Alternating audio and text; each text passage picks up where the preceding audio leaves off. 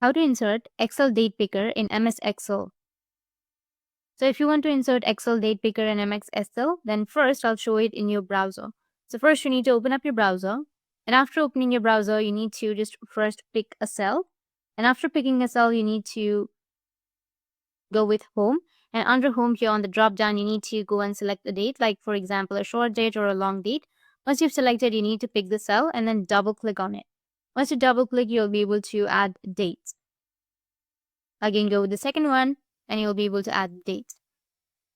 Or if you want to go with the application, you need to open up your Excel application. Once you open your Excel, now once you're on your sheet, you need to go with file, which is on the top left, and then go with get add-ins.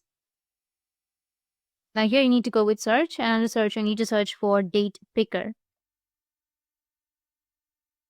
Once you search for date picker, you'll find the mini calendar and date picker right here. You need to click on add and then go with continue. And once you've added, you will have the calendar right here.